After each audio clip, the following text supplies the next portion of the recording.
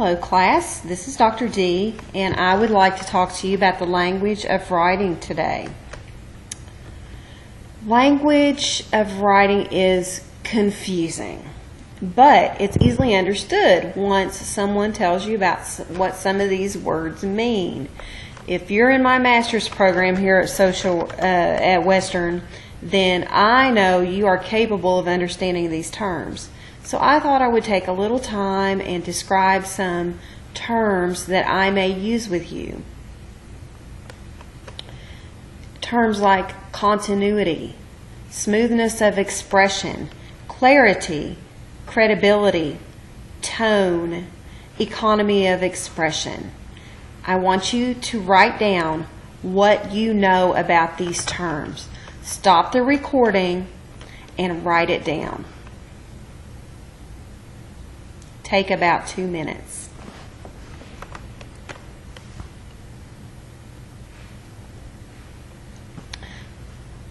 I'm glad you're back, and I hope you took about 2 or 3 minutes to write down what you knew about those terms. Because right now what I want to do is spend some time going through them. First of all, let's talk about continuity. This is a problem a lot of students experience, and myself as well sometimes too. Using the same terms, concepts, and themes throughout your paper is very important. It helps the reader to understand what you mean. If you use different terms to mean the same thing, it gets very confusing. So when you're writing, you need to use main themes and concepts in the introduction. You use those same terms, themes, and concepts in the body, and then in the conclusion. I can give you an example of an article I wrote where I refer to faculty as employees, as peer employees, and as faculty. But I really meant the same people. But I just got tired of saying the same term throughout. But that was a problem because then people didn't understand my findings. So I had to go back and make that the exact same throughout the article. That's an example of using continuity. You don't want to change terms on someone and confuse them. Another term that you'll hear sometimes is that you need to use more smoothness of expression. This means to use clear and logical communication to make your passages flow with little disruption to the reader. Sometimes when you're reading a textbook, this might happen to you. You have to stop and think, what did this sentence just say?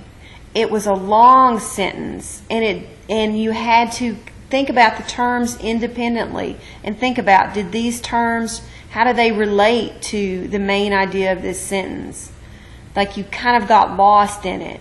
That is smoothness of expression. You want to make one sentence flow to the next very smoothly. You don't want anybody to have to stop. You don't want people to have to stop and read it again to understand. Clarity. I wonder what you all knew about that. How I define clarity is that you are going to use precise word choices to make sentences concise, which means short, and easy to understand. So you're going to pick your words carefully, and you're going to use words that are very descriptive. This also makes your writing more interesting. The biggest problem I have with this in student usage is students will try to use a bigger word and they don't know the precise meaning of it. So then it makes the sentence either unclear or not accurate. So make sure when don't just open a thesaurus and think about, oh, well, all these words mean that, so I can use any of those. That's not how it works. You need to use the exact word for what you mean. That's going to help your reader understand it more too.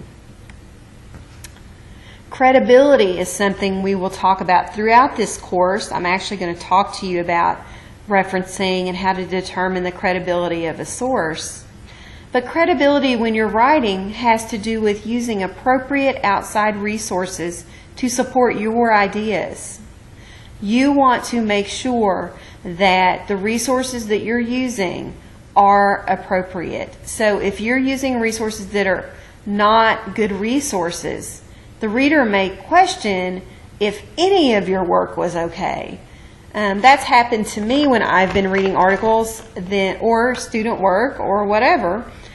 My own work sometimes, I'll say, well, now where did this resource come from? Because I actually know that statistic is not correct. That statistic is from 20 years ago. The current statistic is such and such.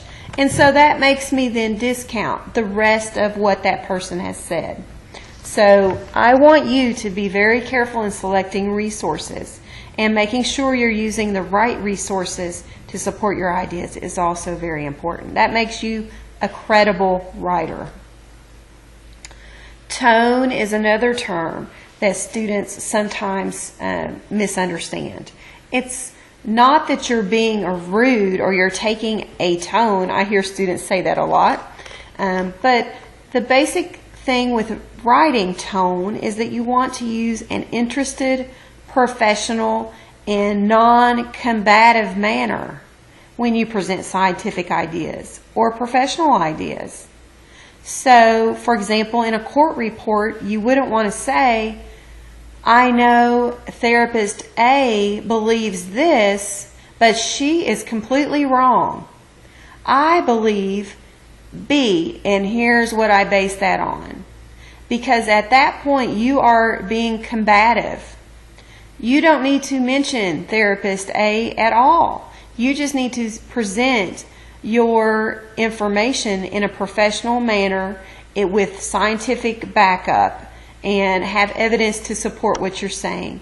That is professional. That shows you're interested in the topic at hand, and that is being using an appropriate tone for your writing. Economy of expression is something that I sometimes will point out to students, and I tend to be wordy. So it's a problem I personally have in my writing. You need to use as few words as necessary to make your point. You don't want to use lengthy sentences or paragraphs. I see paragraphs frequently in the MSW program with my student writing that are over 1 page long. This is inappropriate. Paragraphs are used to break up and organize your paper. So each paragraph should be a coherent group of small, short sentences that make a point. That's not to say you can't use a compound sentence, but I shouldn't have a paragraph that is just 1 sentence long, and it's very long. I mean, it's half a page, and that's 1 sentence. That is using too many words in a sentence, and it reduces not only the clarity of what you're saying, but it is not an economic use of words. Think of words like money. You know, if I give you 5 pages, you have 5 pages to spend. And so you need to make every word count, or, you know, every word has a value to it because you've got a limited amount of length in your paper. So you want to use as few words, and you want them to be very precise so that you're not having to write a lengthy sentence to get your point across. And a lot of times that happens, that you'll go over wordy, and so you just need to cut it back. Now I want you to stop and write down what you know now. I bet in 10 minutes of this lecture you've learned quite a bit. So stop and write down for 2 or 3 minutes. Just write down everything that you've learned about these terms. Let me go back to the terms so that you can see them all.